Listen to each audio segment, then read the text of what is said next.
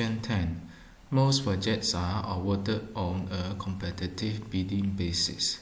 Supposing you have been the designated engineers of one of the bidders which was not awarded the letter of intent by the client, and you then approached by the winner to join the consultant team.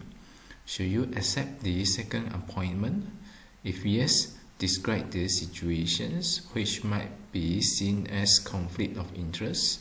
If not, describe the reason and or clear-cut situations why you should decline the second appointment. Let us look into the scenario. You bid a project but not successful. Another company won the project and the company asks you to join their consultant team. The question is, should you accept the offer? Is there any existence of the conflict of interest? And what are the clear-cut principles to accept or to decline the offer? These are some discussions that you can focus on. Refine further the scenario and give more specific information.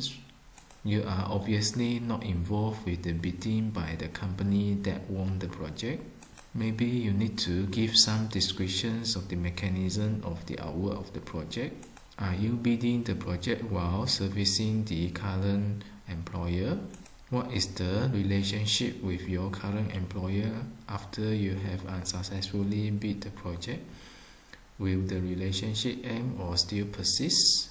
What is the reason that the company winning the bidding decided to engage you?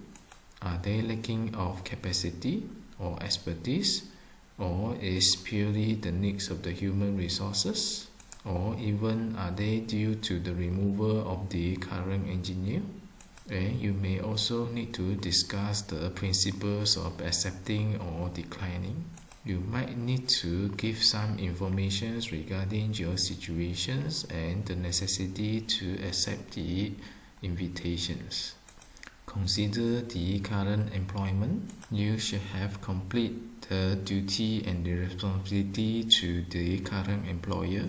And during engagement with your current employer, you have to be faithful, honest to the employer, and to the best effort, knowledge, skill, and effort in assisting him to bid the contract. Now the winning the project is unsuccessful. Is it mutually agreed that the duty and responsibility of you has been completed? Or are you still involved with some other tasks related to your professional services? And you will have to make sure that you have not violated any ethical and legal conducts. Next, you can have some considerations on the reasons of being offered. Of course, you have to make sure that there is no improper terminations of the existing consultant of the winning company. Check the root cause of the terminations of the existing consultant. If not misconduct by the existing consultants or other justifiable reason, you may consider not to join the project. If the doubt cleared, need to properly ensure that official terminations of the existing consultant and supported with evidence. You might need to consider if there any hidden purpose of the invitations and make sure you do not disclose the business information of your current employer to the company. Also beware of the conflict of interest and try to avoid taking advantage of the hard work done by another engineers. Regarding the fees, there should be no fee reductions or discount.